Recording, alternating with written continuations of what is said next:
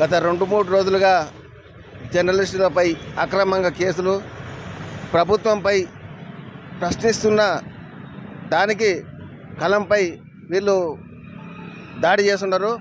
దాంట్లో అనుగుణంగానే మరి జర్నలిస్టు మీడియా మిత్రులకు అందరూ కూడా మేము సంఘీభావం తెలుపుకుంటూ ఇదే ఎమర్జెన్సీ పాలన గుర్తుకొస్తుంది. ఎందుకంటే 75 నుంచి 77 వరకు 1975 నుంచి 77 వరకు ఎమర్జెన్సీ పాలన కొనసాగింది.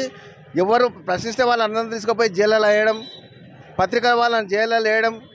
మేము అప్పుడు మేము చదువుకునే రోజున మేము కూడా మాకు కూడా గుర్తుంది.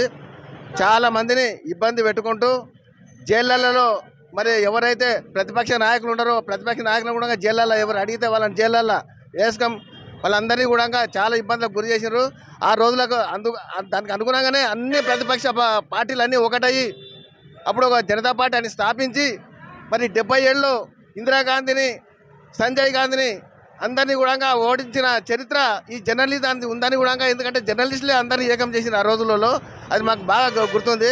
కాబట్టి మీరు నిజాన్ని నిర్భయంగా రాయండి.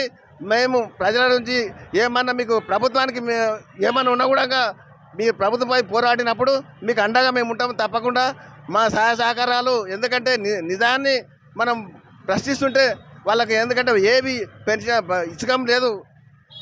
వాళ్ళు అడిగితే పెన్షన్లు ఏమైనా అడిగితే వాళ్ళ మీద కేసులు, 2500 ఏమవుతున్నాయంటే వాళ్ళ మీద కేసులు, అక్రమ కేసులు చాలా అక్రమంగా పెట్టి అందరినీ నిర్బంధిస్తున్నారు. కనుక ఈ రేవంత్ రెడ్డి కూడా ప్రభుత్వం పూర్తిగా ఎమర్జెన్సీ పాలన, ఇందిరాగాంధీ పాలన గుర్తుకు తెస్తున్నారు.